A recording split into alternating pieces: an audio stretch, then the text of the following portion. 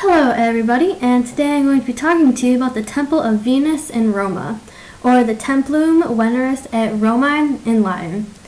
It was built in 121 CE by Hadrian, who is one of the 5 good emperors.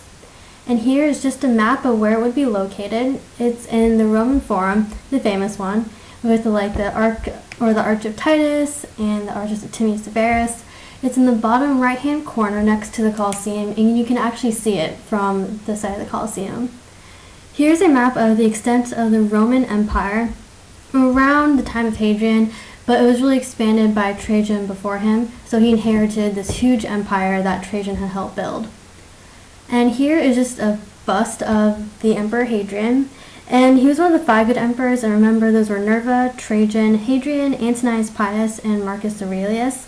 And he ruled from 76 to 138 CE. And the Temple of Venus in Rome was actually completed in 135 by Antoninus Pius. And Hadrian was an emperor who loved traveling in exotic areas and just everything Greek. And here's his residence at Tivoli, and it was just an amalgamation of all the places he has visited. Now the actual temple, this is its plan. It had 2 cellas, which are large interior spaces in the temple, back to back.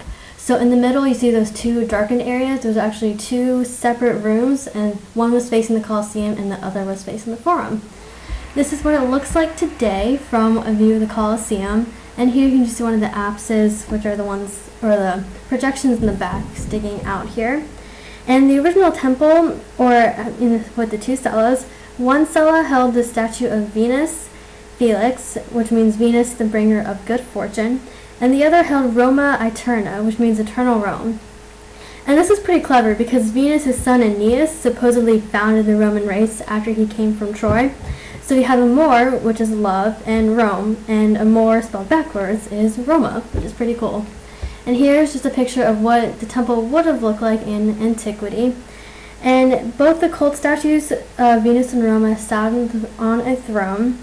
And it said that to build this temple, they had to move the statue of Nero, which is called the Colossus, and it had to be moved closer to the Colosseum for the temple to be built. And it took 24 elephants, supposedly, to move it, and so that's where the name Colosseum comes from.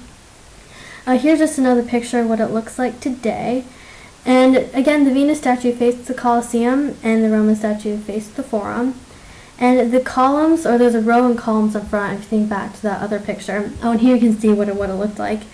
And the temple had 7 step entrances to the stylobate, which is the bottom layer, so 7 steps up. The columns were made of gray Egyptian granite, and there was 10 in the front, 10 in the back, and they're in the Corinthian order.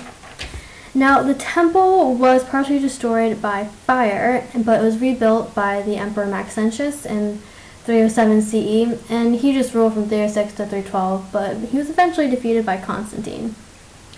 So the apse, remember that's the round part that sticks back, is where the statues would have stood. The roof of the temple was very luxurious and was one of the biggest in Rome and had gilt tiles. But the exterior was just brick faced with concrete, which the Romans were very famous for, and they used that and the arch to their advantage.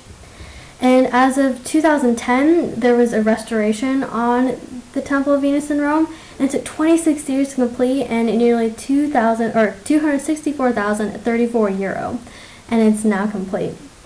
Oh, and the other cool thing about this temple is that in the 9th century, earthquakes damaged the temple, and a new church, like a church, Christianity, was built inside as well.